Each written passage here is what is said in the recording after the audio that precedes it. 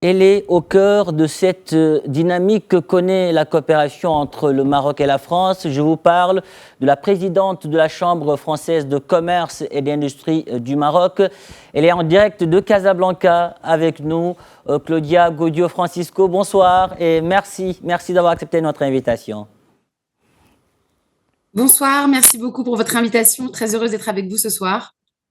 Alors, je le disais, les réactions et les messages de félicitations s'enchaînent après le lancement par Sa Majesté le roi Mohammed VI des travaux de l'extension de la ligne à grande vitesse Kenitra-Marrakech.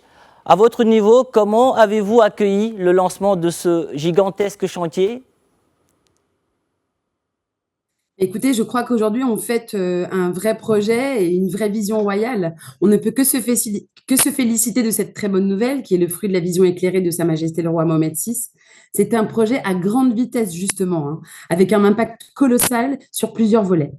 Ce projet de la LGV Kenitra-Marrakech, ou plutôt Tanger-Marrakech, moi j'ai envie de vous dire, hein, aura un impact direct sur la mobilité, certes, mais aussi sur le tourisme, l'économie, la formation et le développement durable. C'est absolument exceptionnel. Nous, on est extrêmement heureux que ce soit lancé et d'avoir vu Sa Majesté hier faire cette inauguration. C'était un vrai plaisir et surtout, comment dire, une fierté, hein, j'ai envie de vous dire quand même, de voir que ce projet est en train de prendre forme et à fin 2029, écoutez, on devra pouvoir prendre le TGV de Tanger jusqu'à Marrakech. C'est quand même exceptionnel. Alors, le président Emmanuel Macron a salué à l'occasion de ce lancement en tournant dans la coopération franco-marocaine. La Chambre française de commerce et d'industrie du Maroc est au cœur justement de cette coopération. Pouvez-vous revenir sur les chiffres qui parlent de cette collaboration, notamment pour la LGV ? Bien sûr. Ce qui est assez remarquable, c'est de constater l'évolution des échanges.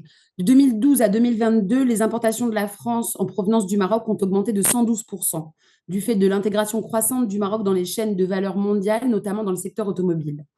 Entre 2016 et 2023, ils ont presque doublé, passant de 7,5 à 14 milliards d'euros. Les exportations françaises vers le Maroc ont connu une croissance de 13,1% en 2024, atteignant 7,4 milliards d'euros contre 6,6 milliards en 2023. Et leurs importations en provenance du Maroc sont restées stables à 7,4 milliards d'euros. À nouveau, en 2024, les investissements français au Maroc représentent plus d'un tiers des flux entrants quand même.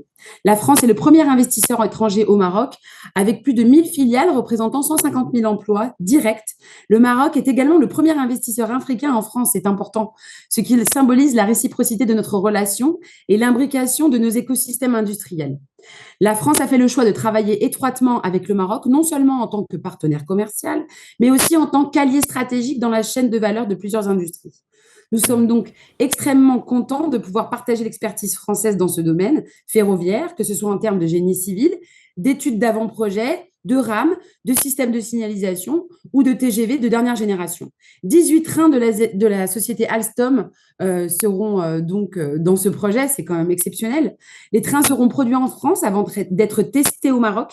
Et l'usine de Alstom à Fès produira les armoires électriques et les faisceaux de câbles, contribuant ainsi au développement de l'écosystème ferroviaire marocain en renforçant l'expertise locale. Donc, on est extrêmement heureux de voir que les deux nations s'imbriquent sur des métiers spécifiques et de voir qu'un écosystème également est en train d'être créé. D'ailleurs, comme l'a été fait à l'époque par Sa Majesté, la vision du volet automobile, du volet aéronautique. Et aujourd'hui, on est vraiment en train d'arriver dans un volet création de spécificité industrie ferroviaire.